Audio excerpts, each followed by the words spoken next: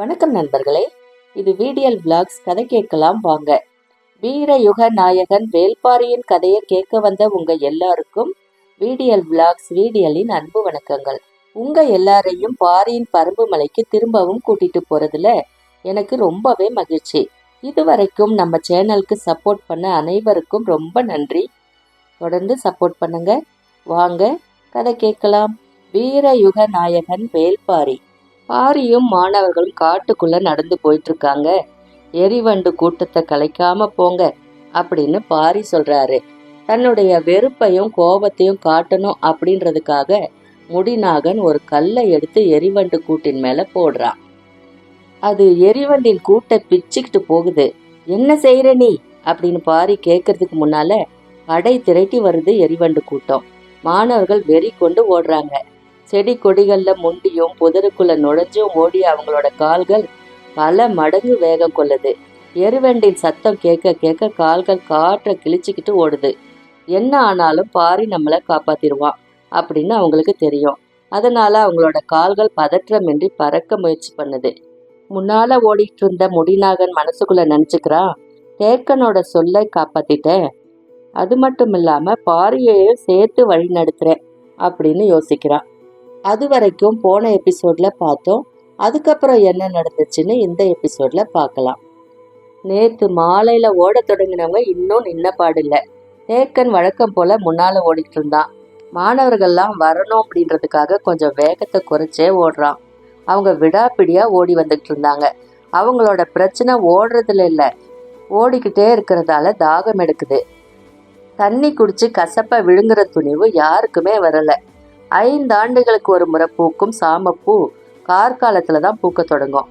அதுக்கு பின்னால மாணவர்களை அழைச்சிக்கிட்டு காடறைய புறப்படும் சடங்குகள் தொடங்குது.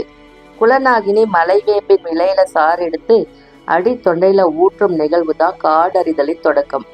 காட்டின் ஆதி கசப்பு அது, நஞ்சினும் மேலான கசப்பு அது. அந்த கசப்பை பத்தி எவ்வியூர்ல யாருமே எப்பவுமே பேச மாட்டாங்க. வார கணக்குல விடாது சுரக்கும் கொடுங்கசப்பை விழுங்க வேண்டியது இருக்கும் அப்படின்னு தெரிஞ்சா சிறுவர்கள் காடறிய புறப்படவே தயங்குவாங்க. அதனால இத பத்தி யாருமே பேச மாட்டாங்க. வழக்கமா கொற்றவை வழிபட்ட பின்னால ஆதிமலையின் செங்குகைய அன்னைக்கு இரவே அடைவாங்க. அதுக்கு பின்னால சில மாதங்கள் அங்கதான் தங்குவாங்க. மழைக்காலம்ன்றனால அதிகமா தாகம் எடுக்காது. வழக்கம் போல உண்ணும் முறை இருக்காது. நாள்தோறும் ஒரே ஒரு காய் மட்டுமே உண்ண கொடுப்பாங்க. கடித்தும் சுவைத்தும் உண்ண வேண்டி இருக்கிறதால விழுங்கும் தேவை மிக மிக குறைவாவே இருக்கும். காயோட துவர்ப்பு தேங்கி நிற்கும், கசப்பை இறுக பிடித்து இறங்கும். கசப்பும் துவப்பும் சுவை நாளங்கள்ல அடிவேர்ல நிலை கொள்ள வைக்கும். காயின் அளவு நாளாக சிறிதாயிட்டே இருக்கும். கடைசியில நெல்லிக்காய் அளவே உள்ள கனி மட்டும்தான் ஒரு நாளைக்கு போதுமானதா மாறும்.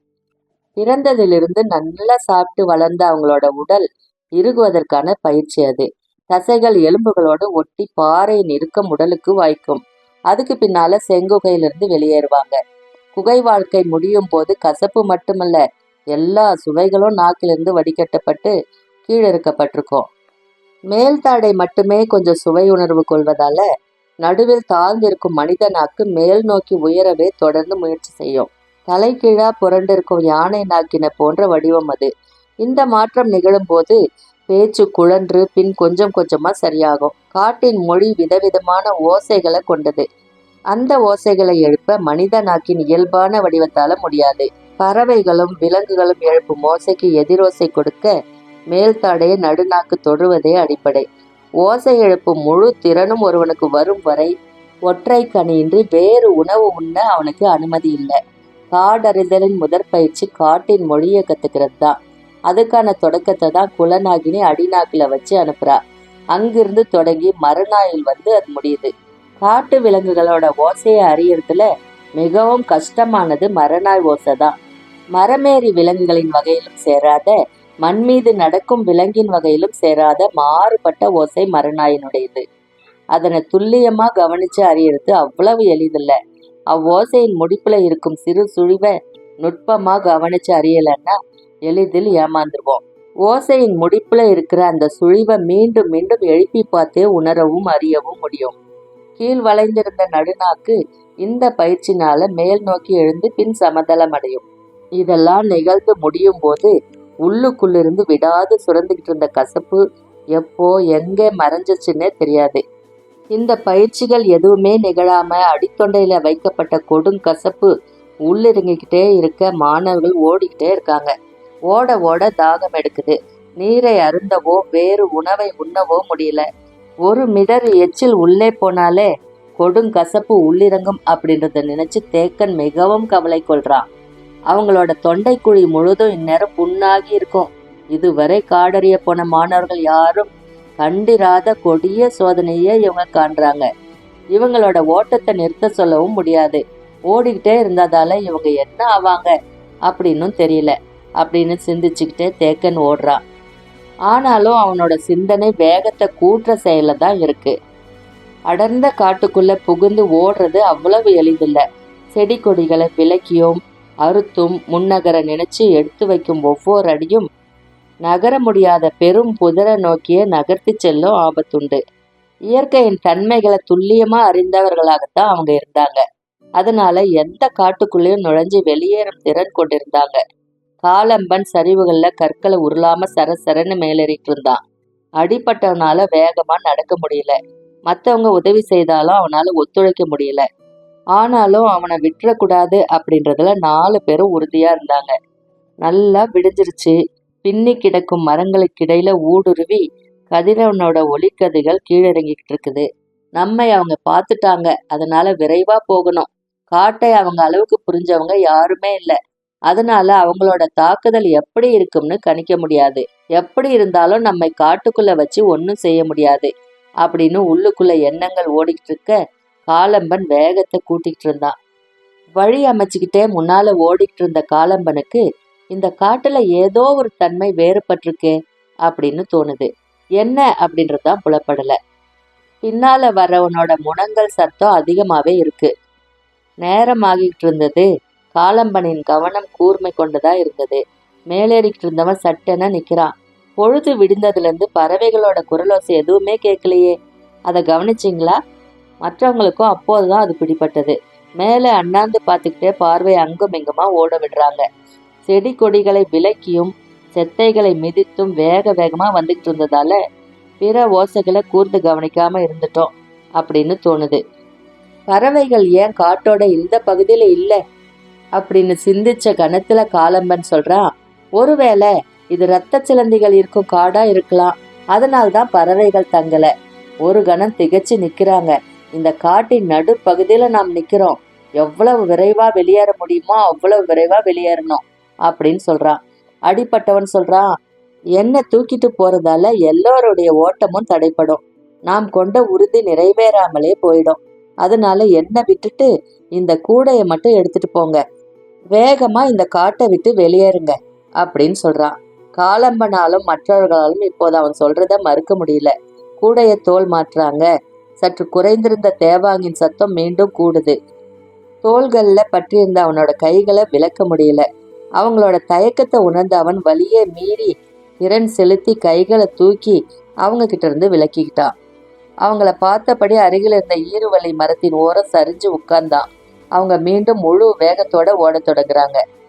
அவங்கள விட விரைவா அந்த மரத்தின் மேலிருந்து இரத்த சிலந்திகள் இறங்க தொடங்குது.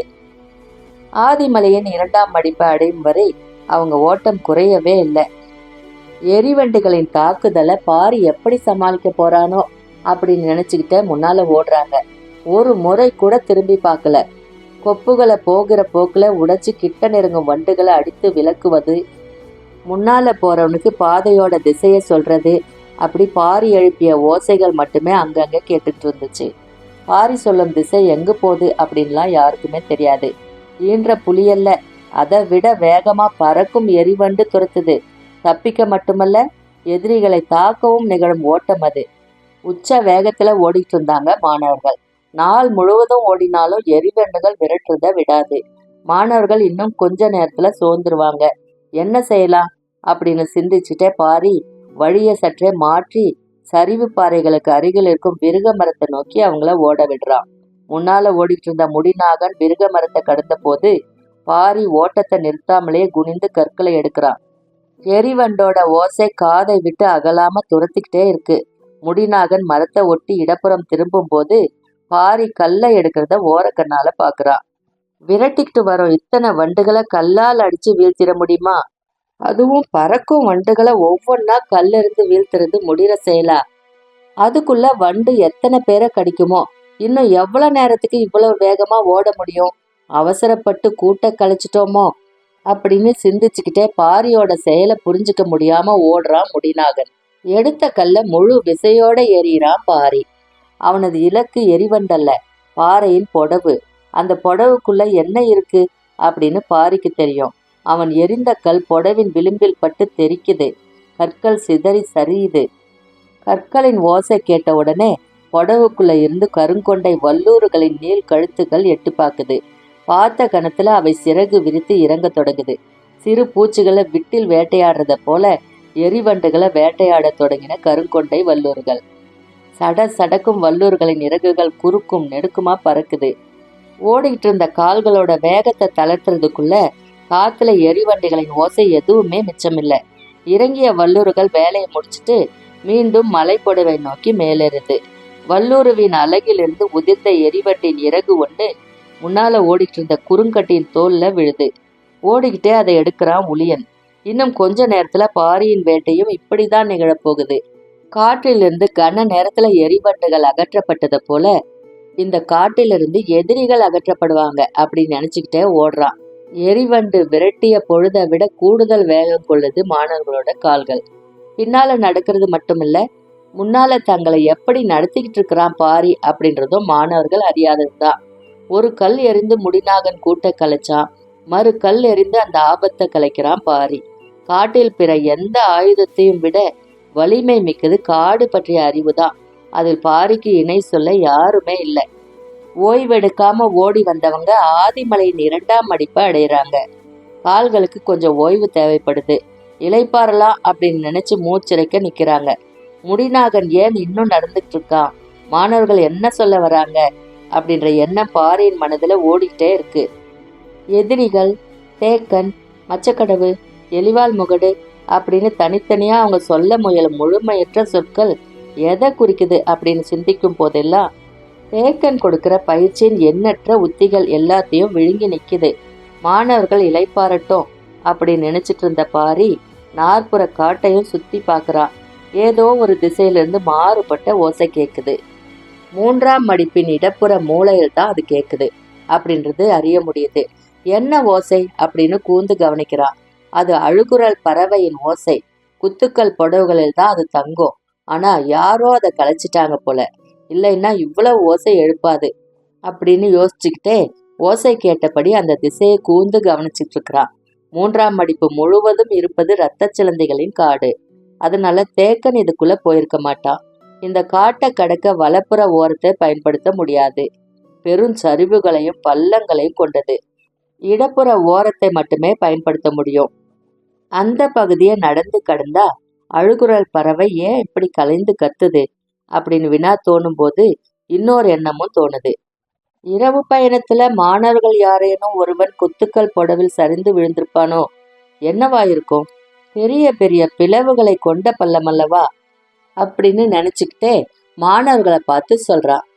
நீங்க கொஞ்ச நேரம் ஓய்வு எடுத்துட்டு வாங்க, நான் முன்னால போறேன் அப்படின்னு சொல்லிட்டு ஓட தொடங்குறான் பாரி. பாரியோட கால்களை பார்த்துக்கிட்டு இருந்த முடிநாகனோட முகத்துல இதுவரை இல்லாத ஒரு மகிழ்ச்சி. குனிந்து கால் முட்டியில கை வச்சு மூச்சரிச்சுக்கிட்டே முணுமுணுக்கிறான். தேக்கன் சொன்னதை நான் செஞ்சிட்டேன். தேக்கன் கணிப்பு மிக தெளிவா இருந்தது. அவங்க இரத்த சிலந்திகளின் காட்டுக்குள்ள இருந்து எளிதில் தப்பி வெளிவர முடியாது. தன்னால் தாக்கப்பட்டவன் செயலற்று போயிருப்பான். மீதமுள்ள 4 பேர்ல குறைந்தது 2 பேராவது சிலந்திகளால தாக்குண்டு விழுந்திருப்பாங்க. அதுக்கு தப்பி ஒருவனோ 2 பேரோ தான் வெளியேற முடியும். அப்படி அவங்க வெளியேறும் போது மேற்பகுதியோட முனையில வந்து அவங்கள மறித்து அடிச்சிடலாம். ஆனா அவங்களோட உடல்வாகு பெரும் பலத்தோட இருக்கு. எனது இடது கை சேதமடைஞ்சு இருக்கு. மாணவர்கள் எவ்வித பயிற்சியும் இல்லாதவங்க. இந்த நிலையில அவங்கள வீழ்த்த வழிதான் என்ன அப்படின்னு நினைச்சுக்கிட்டே ஓடுறவனுக்கு கருஞ்சுரைக்காயின் நினைவு வருது. மாணவர்கள் வேறு எந்த ஆயுதத்தையும் பயன்படுத்துறதை விட கவன் சுற்றி அடிக்கிறதுல திறமையுடையவங்களா இருப்பாங்க. சிறு பிள்ளையிலிருந்தே கவன் அடித்து பழகிறதால மிக இயல்பாவே அதுல தேர்ச்சி இருக்கும். கருஞ்சுரைக்காய கவனில வச்சு அடிச்சா என்ன அப்படின்ற சிந்தனை தோன்றிய கணமே தேக்கனோட நம்பிக்கை பெருக தொடங்குது. கருஞ்சுரைக்காய்க்குள் இருக்கும் பால் துளி அளவு கண்ணில் பட்டா போதும், கருவிழி உருகி ஓடிரும். மாணவர்களை எதிரிகளோட முகம் நோக்கி அடிக்க வச்சிடலாம் அப்படின்ற நம்பிக்கை வலுப்பெறுது. குத்துக்கள் புடவுக்குள்ள கருஞ்சுரை கொடி படர்ந்து கிடக்கிறத தேக்கன் பல முறை பார்த்திருக்கான். அதனாலதான் அங்க வந்து பிளவுகளை நோக்கி எட்டி பார்க்கறான். பார்க்கவே அச்சங்கொள்ள வைக்கும் பெரும் பிளவுகள். பார்க்கறவனோட தலை சுத்தி உள்ளிழுக்கும் தன்மை கொண்டது. ஏற்கனவே ஓட்டத்தாலும் தாங்கி கொள்ள முடியாத கசப்பாலும் கொஞ்சம் மயக்க நிலையில தான் மாணவர்கள் இருந்தாங்க. சிறிது நேரம் இளைப்பாற விட்டு எட்டி பார்க்க வைக்கிறான். ஆசான் ஏன் இதை பார்க்க சொல்றாரு அப்படின்னு புரியாம திகைக்கிறாங்க. அவரோட கண்கள் புடவின் இடுக்குகளை அங்கும் இங்குமா உத்து பார்த்துக்கிட்டு இருந்துச்சு. கொஞ்ச நேரத்துல கண்ணுக்கு தட்டுப்பட்டுருச்சு. மாணவர்களை அழைச்சி காமிக்கிறாரு. அதோ அந்த பிளவுக்குள் கீழே பாறை வெடிப்புகளை படர்ந்து கிடக்குதே, அதுதான் கருஞ்சுரைக்காய் கொடி. யாராவது ஒருத்த கீழே இறங்கி அதுல உள்ள காய்களை பறிச்சுட்டு வரணும் அப்படின்றாரு. எல்லாருக்குள்ளும் தயக்கம் இருந்தது. ஆனாலும் தயக்கத்தை மீறி கீதானி தயாராகிறான். பக்கத்துல விளைஞ்சு கிடந்த கட்டுக்கொடிய அறுத்து அவன் பிடிச்சு இறங்க வழி செய்றாங்க. கீதானி உள்ளிறங்குறான். மேல இருந்த எல்லாரும் கொடியை இறுக பிடிச்சிட்டு இருந்தாங்க. தேக்கன் கொஞ்சம் தள்ளி நின்று பள்ளத்தை பார்த்துட்டு இருந்தான். கீதானி பாறையின் செதிலை பார்த்து கால்களை கவனமா தூக்கி வச்சு இறங்கிக்கிட்டு இருந்தான். சட்டென புடவுக்குள்ள இருந்து அழுகுரல் பறவை ஒண்ணு சடசடுத்து வெளியேறுது. ஒரு கணம் கீதானி திடுக்கிட்டு மீள்றான். எழுந்த வேகத்துல மேல போன அதோட அழுகுரல் எங்கேயோ கேக்குது. எளிதில் அது ஓய்வதாவும் இல்லை. நடப்பதை உற்று பார்த்துக்கிட்டு இருந்தான் தேக்கன். ஒரு கட்டத்துல கீதானிய பார்த்து கைய மேல் நோக்கி அசைக்கிறான். மாணவர்கள் புரியாம விழிக்கிறாங்க. அவன் மேலேறட்டும் அப்படின்றாரு. பறவை எதிர்பார்க்காம பறந்த போது அவன் திடுக்கிட்டு அஞ்சியதால தேக்கன் இந்த முடிவு எடுத்துட்டாரோ அப்படின்னு எல்லாரும் நினைக்கிறாங்க.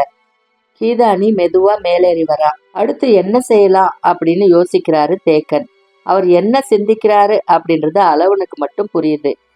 கீழே கருஞ்சுரைக்காய் கொடி படர்ந்து கிடக்கிற இடமெல்லாம் ஈயல் புற்று கிடக்குது. தேக்கன் இப்போதான் அதை பார்த்தாரு. நான் கீதானி இறங்கத்துக்கு முன்னாலேயே பார்த்துட்டேன் அப்படின்னு மனதுல சொல்லிக்கிறான் அளவன். ஈயல் என்பது சிறகு முளைத்த மலை எறும்பு. மற்ற எறும்புகள் மண்ணுக்குள் துகள் எடுத்து புற்று உருவாக்குவதை போல ஈயல் பாறைகளின் மேற்பரப்பை உரித்து புற்றமைக்கும். அதன் கொடுக்குகள் அவ்வளவு வலிமை மிக்கது. அதுவும் 7 கண் வைத்து புற்று கட்டக்கூடியது. எந்த உயிரினமாவது அதுக்கு ஆபத்து விளைவிக்க போகுது அப்படின்னு தெரிஞ்சா ஒரே நேரத்துல புற்றின் 7 கண்களிலும் இருந்து அவை பீச்சி அடிச்சுக்கிட்டு வெளியே வரக்கூடியது. மிஸ்ன்ற பாம்பின் சீற்றம் போல இறகடித்து வந்து மொய்க்க தொடங்கினா உயிரினங்கள் எவையும் தப்பிச்சு வெளியேற முடியாது. பாறைகளையே உரிக்கும் கொடுக்குகளுக்கு சதைகளை சிதைத்தெடுக்க அதிக நேரம் தேவைப்படாது. கருஞ்சுரைக்காய் இப்போது அவசிய தேவை. ஆனா அதை சுற்றி ஈயல் புற்று இருக்கு.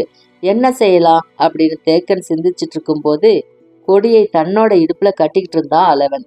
அவன் நஞ்சு முறி உள்ளவன். ஈயலின் நஞ்சு அவனை ஒன்றும் செய்யாது. ஆனா மிக கவனமா எடுத்துட்டு வெளியேறணும். ஏன்னா அதோட கொடுக்கின் தாக்குதலுக்கு அளவனும் தப்பிக்க முடியாது. அதனாலதான் அளவனை கீழே இறக்க தேக்கன் தயங்குறாரு. ஆனா வேறு யாரும் நெருங்க கூட முடியாத நிலையில தான் இறங்குவதுதான் பொருத்தம் அப்படின்னு முடிவு செஞ்சு கீழிறங்குறான் அளவன். இரத்த சிலந்திகளின் கால்கள் மனித உடலில் பட்டால் போதும், பட்ட இடமெல்லாம் கன நேரத்தில் கொப்புளங்கள் பெருக தொடங்கும். அதோட கொடுக்குகள் உள்ளேறி துடி துடிக்க வச்சிரும். வேகமா ஓடுறது முக்கியமல்ல, கவனமா இதுகிட்டு தப்பிக்கிறது தான் முக்கியம். காலம்பன் செடி கொடிகளை விளக்குவதை மிக கவனமா செஞ்சுக்கிட்டு இருந்தான். அவங்க நம்மளை பார்த்துட்டாங்க, இவ்வளவு மெதுவா போனா வெளியேறும் போது சூழ்ந்துட மாட்டாங்களா அப்படின்னு கேட்கிறான் மற்றொருவன். அடங்கா சினத்தோட இருந்த காலம்பன் சொல்றான், தனி மனிதர்கள் நம்மை என்ன செய்து விட முடியும், அதுவும் குருதி நாளங்களில் வெறியே இருக்கும் இந்த நிலையில். மிக கவனமா கருஞ்சுரையின் 3 காய்களை பறிக்கிறான் அளவன்.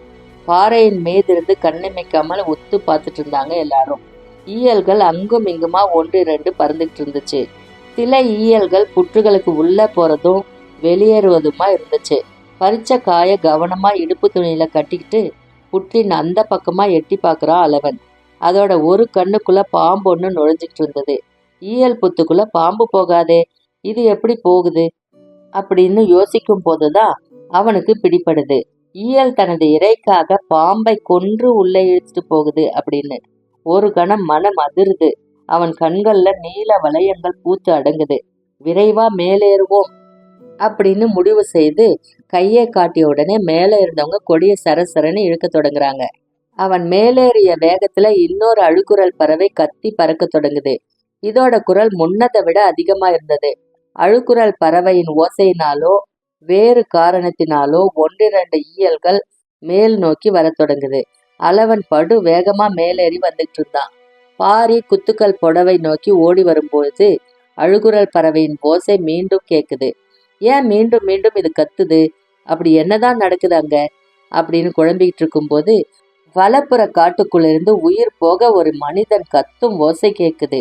ஓடி வந்துகிட்டு இருந்த பாரி 2 பக்கம் இருந்து வந்த ஓசைகளை கேட்டு திகைச்சு நிக்கிறான். அழுகுரல் பறவையின் குரலை விட கதறும் மனித குரல் அவனோட கவனத்தை ஈர்க்குது. அதுக்கப்புறம் என்ன நடந்துச்சுன்னு அடுத்த வீடியோல பார்க்கலாம். அதுவரை உங்களிடமிருந்து நன்றி கூறி விடை பெறுவது விடியல். நன்றி, வணக்கம்.